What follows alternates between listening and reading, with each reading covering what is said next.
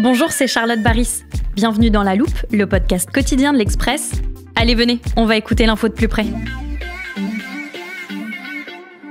Je vous emmène au cœur de la capitale, dans le quartier du Marais. Nous sommes le 5 mai 2023 et il y a foule au 18 rue des Archives. De bon matin, plusieurs milliers de jeunes font la queue devant les portes d'un immeuble haussmannien. Ils ont souvent moins de 25 ans, certains sont même accompagnés de leurs parents et tous attendent une chose, l'ouverture du pop-up store de la marque chinoise Shein. 45 minutes d'attente plus tard, c'est enfin le moment de rentrer. À l'intérieur de la boutique, on découvre une boulangerie Shein, un photomaton et même un bac de recyclage de tissus. Mais ce qui retient l'attention des visiteurs, ce sont évidemment les vêtements exposés sur les portants.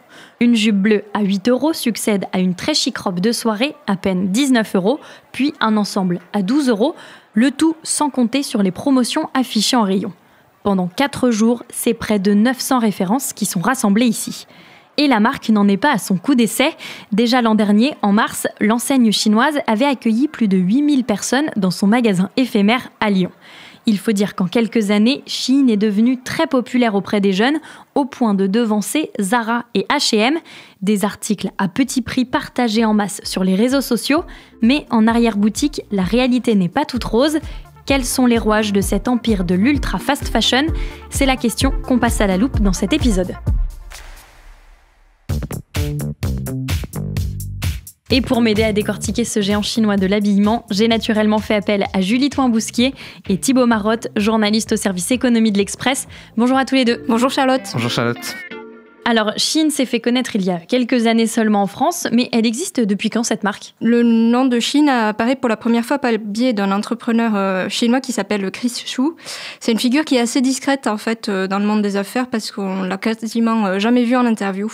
Il fait très rarement des apparitions dans la presse en dehors des communiqués de presse. Au départ, quand il lance Shein, il se cherche pendant un moment. Il essaye de vendre un certain nombre de choses et puis à un moment, il s'oriente autour des robes de mariée. Et finalement, c'est autour de 2010 que l'offre s'élargit et que les ventes explosent. Mais ça n'interviendra que 10 années plus tard. Puis il faut savoir qu'avant sa création, la Chine ne possédait pas de marque de textile d'envergure mondiale, comme les autres pays asiatiques. Je pense notamment à Uniqlo au Japon. Aujourd'hui, Shein est l'un des acteurs majeurs du textile aux États-Unis et en Europe, ses deux premiers marchés. C'est aussi le troisième groupe non coté le plus puissant au monde, avec 100 milliards de dollars de valorisation. Et qu'est-ce qui explique un succès aussi soudain ? Alors la réponse est simple, c'est prix. Les vêtements sont vendus à des tarifs défiant toute concurrence. On a des t-shirts à 4,99 €, des robes à 10,99 €. Et forcément, ça attire une clientèle qui, même avec un petit budget, a le sentiment de pouvoir se faire plaisir. Sur le site internet, les articles sont à 7 € en moyenne. C'est donc difficile de rivaliser avec ces prix-là. Mais comment est-ce que Shein peut proposer des tarifs aussi bas ? C'est en partie parce qu'elle a été l'une des premières à faire le pari du 100% numérique. Elle n'a pas à assumer les loyers des boutiques et les salaires des vendeurs qui vont avec. Et puis surtout, son business model est très bien pensé. Des commandes directes en petite quantité, passées auprès de petits fournisseurs, essentiellement en Chine, plutôt que basées sur des prévisions de vente. Par exemple, Shein va prévoir de produire 200 pantalons, et si le modèle est très demandé, elle relance ses fournisseurs pour doubler le stock, et ainsi de suite, à chaque augmentation de la demande sur un article. De cette manière, cela lui permet d'avoir très peu de stock, et donc d'éviter de devoir payer des espaces de stockage ou de perdre de l'argent avec des invendus. L'objectif de Shein, c'est de privilégier de faibles marges, mais sur une très grande quantité de produits. Pour te donner une idée, la marque met en ligne 8000 nouveaux articles tous les jours, ce qui est énorme, et c'est un record. 8000 nouveaux articles par jour. Comment la marque peut-elle être aussi réactive ? Parce que j'imagine que lancer la production d'un article, ça demande quand même un certain temps. En fait, Shein travaille avec plus de 5000 fournisseurs différents auprès desquels elle commande séparément plusieurs petites quantités de produits. Rien n'est centralisé, c'est ce maillage de petits ateliers qui permet à Shein d'avoir un cycle de fabrication de la conception à l'emballage d'une semaine contre au moins 3 pour les autres mastodontes de la fast fashion. Il n'y a pas une poignée de grands fournisseurs comme ça peut être le cas pour Zara par exemple. En fait, ce modèle dont te parle Thibaut, c'est celui de l'ultra fast fashion. Donc pour te donner une idée, je te propose de ranger une petite définition dans ton armoire. Très bonne idée Julie, je t'écoute. Habituellement, une marque de prêt-à-porter, elle produit environ 4 collections par an au fil des saisons. Avec la fast fashion, le schéma s'est accéléré puisqu'on qu'on renouvelle les collections tous les mois. La fast fashion, on la connaît, c'est effectivement des entreprises comme Zara ou H&M, ça, c'est la mode rapide en français, c'est-à-dire que ce sont des articles de mode qui sont vendus à prix réduit et qui sont renouvelés rapidement, d'où l'idée d'une mode rapide et éphémère. Et dans le cas de Shein, on renouvelle les collections tous les jours et c'est là qu'on parle d'ultra fast fashion. Merci Julie, je range la définition juste ici. Et je te laisse poursuivre. Alors ce mode de production, c'est finalement ce qui se fait déjà beaucoup sur le marché chinois. En Chine, tout le monde achète ses vêtements en un clic, comme d'ailleurs sa voiture, sa maison. Le numérique est très développé dans le pays. Et donc il y a une réactivité qui est incroyable des fournisseurs. On a un rythme de consommation qui est bien supérieur à ce qu'on observe actuellement en Europe. Avec des prix aussi bas et autant d'articles référencés, est-ce que la marque Shein parvient à être rentable ? Eh bien en fait on l'ignore, parce qu'on ignore beaucoup de choses sur Shein qui communiquent vraiment très peu. Dans la mesure où l'entreprise n'est pas cotée en bourse, elle n'a finalement aucune obligation de fournir des informations financières ou des informations tout court. Alors en 2023, le Financial Times estime que la marque a plus que doublé ses bénéfices pour atteindre 2 milliards de dollars. Évidemment, le chiffre n'a pas été confirmé par Shein, ça reste des estimations, mais ça fait plusieurs mois qu'il y a des rumeurs qui circulent sur une possible introduction en bourse. Et d'ailleurs, ces derniers jours, la presse américaine a multiplié les articles autour d'une possible introduction à Londres. Alors pourquoi Londres ? À l'origine, ça devait être New York, mais le projet a été accueilli très fraîchement sur place. On le comprend compte tenu de toute cette atmosphère autour de guerre commerciale entre les États-Unis et la Chine. À Londres, à l'inverse, c'est plutôt le tapis rouge qui semble être déroulé à Shein. J'ai par exemple discuté avec le cabinet du ministre des Finances britannique pour les besoins de notre enquête et il se disait très fier à l'idée d'accueillir une entreprise d'envergure internationale, même si bien évidemment ce n'est pas le gouvernement britannique qui a le dernier mot sur les projets d'introduction en bourse. Mais pourquoi est-ce que Shein voudrait maintenant entrer en bourse ? Eh bien disons que comme toutes les entreprises, Shein a besoin d'argent frais. Alors on peut supposer qu'elle serait soutenue par le gouvernement chinois comme beaucoup d'autres entreprises en Chine. On en parle beaucoup par exemple dans l'industrie automobile avec la voiture électrique. Mais le problème, c'est que ça ne peut pas durer indéfiniment et pour continuer à se développer, on a besoin de toujours plus d'argent, d'où l'intérêt d'envisager une introduction en bourse. Sauf que pour ça, il faut que Shein se prête à un exercice de transparence, ce qui n'est pas encore gagné. Des prix cassés, un catalogue interminable et des fournisseurs super réactifs. La machine de Shein semble en effet bien huilée, mais vous allez l'entendre, ce qui explique surtout le succès de la marque, c'est sa capacité à rester ultra tendance chez les jeunes.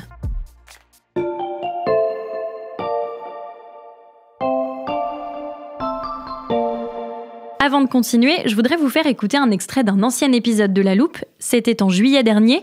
Et Thibaut, tu nous parlais d'un acteur de la fast fashion qu'on a déjà évoqué, Zara. De nombreuses enseignes de textiles de moyenne gamme ont raté leur lancement dans le e-commerce. Elles n'ont pas eu les moyens de prendre ce tournant-là, contrairement à certains mastodontes, ce qui a entraîné un retard d'investissement dans le marketing digital, leur présence sur les réseaux sociaux et leur référencement sur Internet. Bref, elles ont eu du mal à se transformer. Un marketing digital difficile à mettre en place pour certaines marques d'habillement. Thibaut, ce n'est pas du tout le cas pour Shein. Non, et c'est même plutôt le contraire. Le succès de Shein tient pour beaucoup à sa présence sur les réseaux sociaux et à l'un d'eux tout particulièrement TikTok, qu'on connaît bien ici à l'Express. Elle a été portée par l'envolée du réseau social chinois. À l'époque où peu de marques misaient sur la popularité naissante de TikTok, Shein a été l'une des premières à créer du contenu spécifiquement pour la plateforme. Elle a compris un peu avant tout le monde la viralité que pouvait avoir le réseau social et ça a porté ses fruits. La marque multiplie les envois gratuits à des influenceurs qui déballent ensuite leurs colis face caméra. Ce qui marche, ce sont les hauls pour présenter à ses abonnés les centaines de vêtements que l'on vient de commander sur le site internet. Coucou, j'ai reçu un colis Shein, donc on va l'ouvrir ensemble.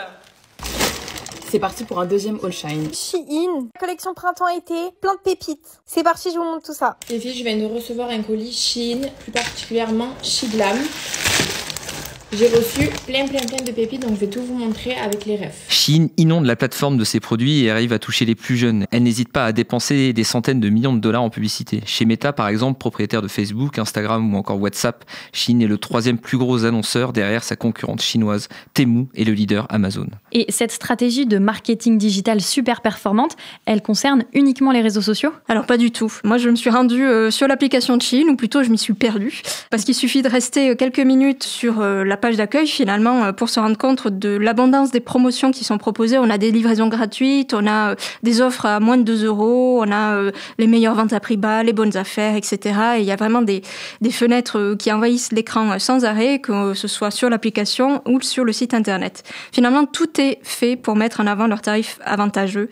Même au moment de passer commande, il y a un compte à rebours qui peut se lancer et une fois passé le délai, on nous informe que, attention, les prix risquent d'augmenter.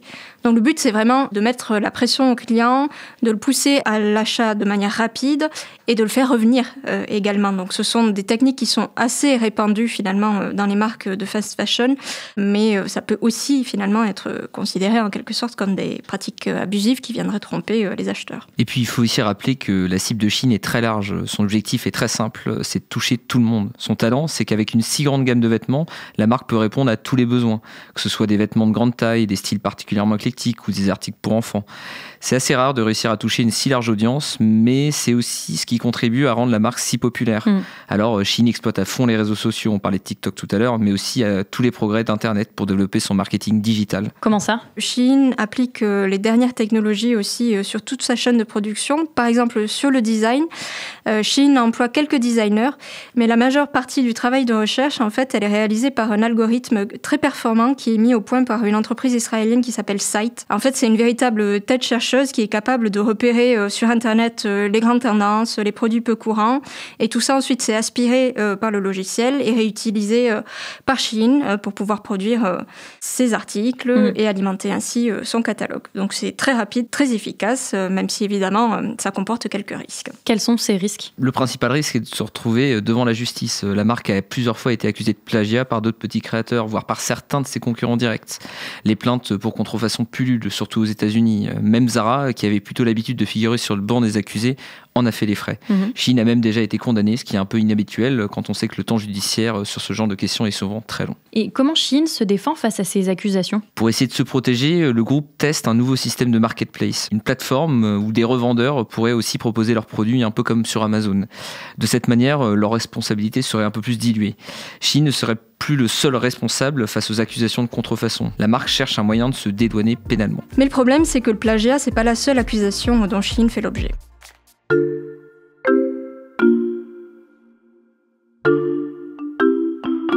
Thibaut, Julie, parmi les reproches qu'on peut faire à Shein, il y en a un qui semble assez évident. Avec 8000 nouvelles références par jour, j'imagine que la marque n'est pas particulièrement respectueuse de l'environnement. T'as raison, effectivement. Selon l'ADEME, la fast fashion émet environ 4 milliards de tonnes de CO2 par an. Donc en fait, pour te donner une idée, c'est plus que l'impact des vols internationaux et du trafic maritime réunis. Donc c'est considérable. Sachant que les fournisseurs de Shein sont tous situés en Chine et que l'entreprise vend en majorité à l'étranger, évidemment, son bilan carbone en particulier n'est pas vraiment terrible. D'autant que tous les envois se font par avion, ce qui est déjà le cas pour d'autres marques, mais quand on compare avec les volumes de Shein, évidemment, c'est considérable. Pourtant, quand on se rend sur le site de Shein, la marque défend des engagements environnementaux. Oui, effectivement, Shein, comme plein d'autres marques, dit s'engager à décarboner sa chaîne d'approvisionnement, à protéger la biodiversité. Mais dans les faits, c'est vrai qu'on ne voit pas de mesures absolument structurantes pour atteindre ces objectifs ambitieux. Finalement, la marque, elle se cache derrière cette idée de faible stock pour expliquer qu'elle pollue de manière relativement limitée. Sauf qu'en fait, c'est pas tellement les invendus qui posent problème dans l'industrie de la mode, mais bien justement les volumes qui sont produits et vendus. Rien que pour les quelques centaines d'exemplaires de ces milliers de nouveaux modèles qui sont mis sur le marché chaque jour, Shein émettrait plus de 20 000 tonnes de CO2 quotidiennement. Et évidemment, il n'y a pas uniquement la question du transport, la production pose un vrai problème. Tu veux dire que les matériaux utilisés, eux aussi, participent à la destruction de l'environnement ? Oui, pour réduire ces coûts, Shein privilégie des matières qui sont souvent pétrosourcées, c'est-à-dire dérivées du pétrole parce qu'elles sont moins chères. C'est par exemple le cas du polyester, ce qui fait que c'est aussi des produits qui ne sont pas extrêmement de bonne qualité et qui ont une durée de vie qui est relativement réduite, ce qui encourage le gaspillage et pousse à la surconsommation, d'autant que les prix sont bas, comme on l'a dit.